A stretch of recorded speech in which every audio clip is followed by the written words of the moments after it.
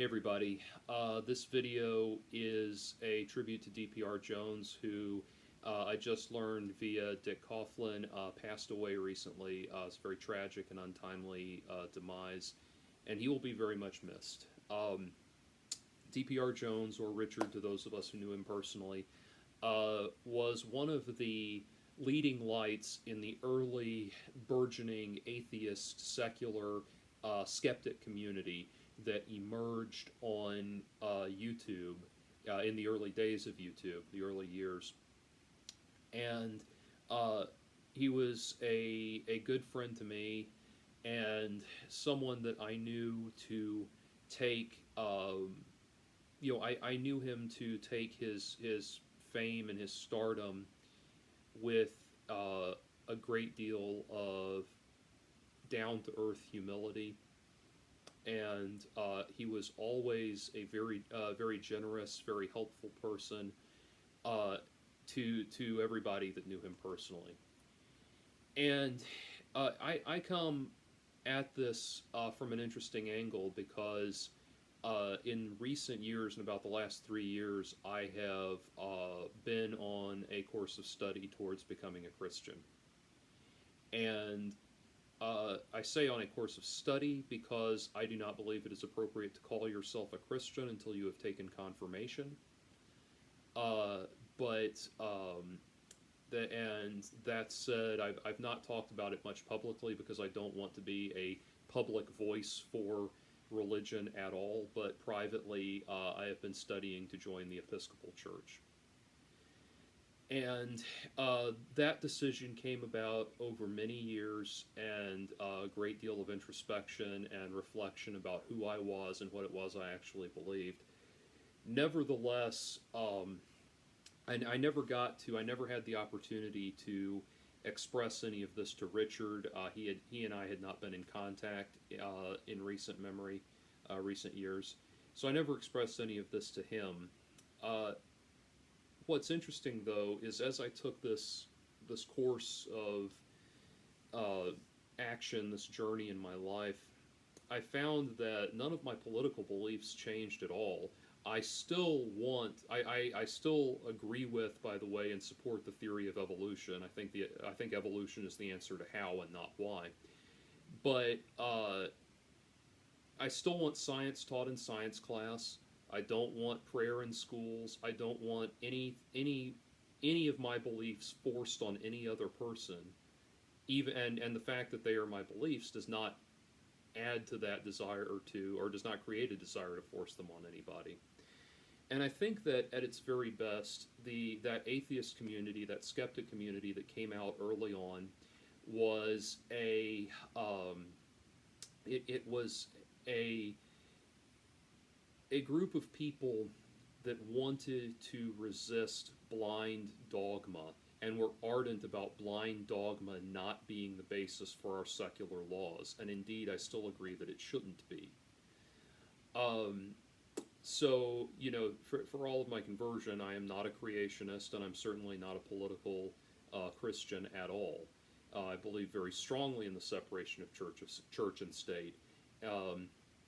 And I think that bringing the state into religion undercuts the good that religion can do. So it was a very interesting transitional period for me the last couple of years, and now reflecting on Richard's passing through all of this. And what I have to say is that secular or skeptic community, I should say, really divided into two camps, two groups of people.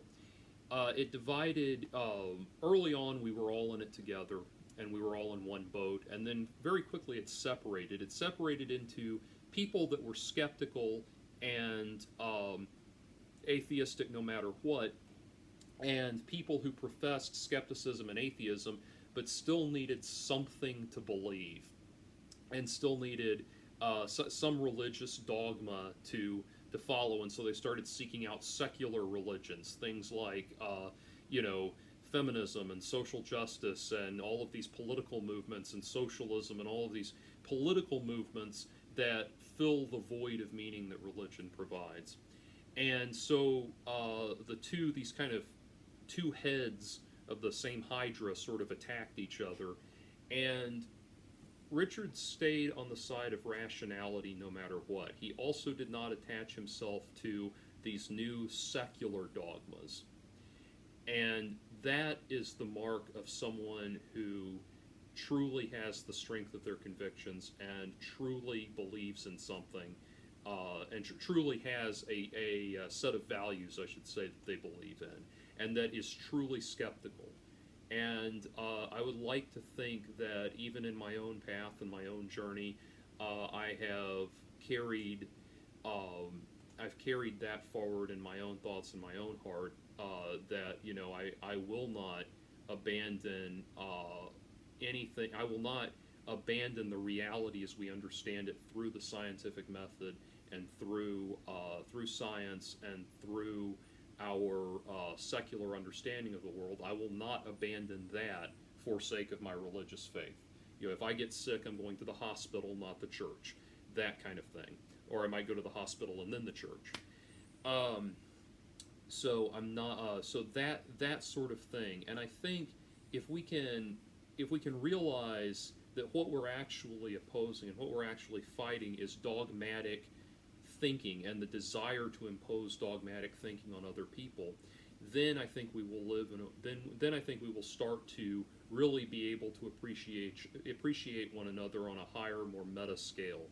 That the battle that we fight, whether it's between atheists and religious people, or it's between Democrats and Republicans, or any of these other dimensions that we draw a line through and everything, and every line in the sand that we draw and all of that, if we can realize that ultimately our fight is between rationality versus blind dogmatism, and if we can understand that, then we can start to actually move forward as a people, and there will be, I think there will be a place. I think there will be a place for spirituality within that.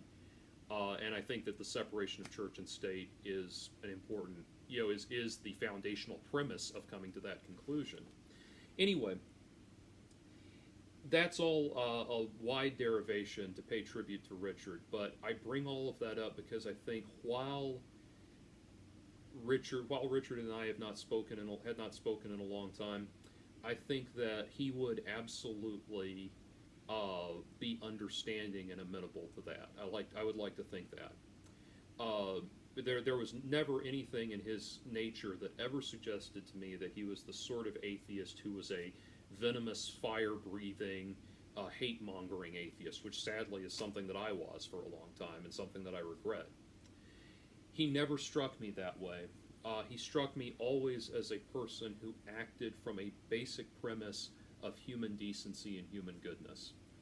And that always resonated with me. And even now in my tract, which is removed from the dogmatic atheist versus atheist discussion altogether, I can still appreciate that, and I will miss him, and he will be in my thoughts. So while I have no aversion at all to drinking alcohol, I just don't have any on hand, so this is actually sparkling ice. But anyway, I wanted to raise a glass.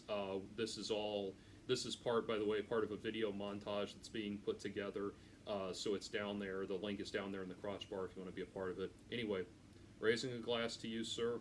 Godspeed.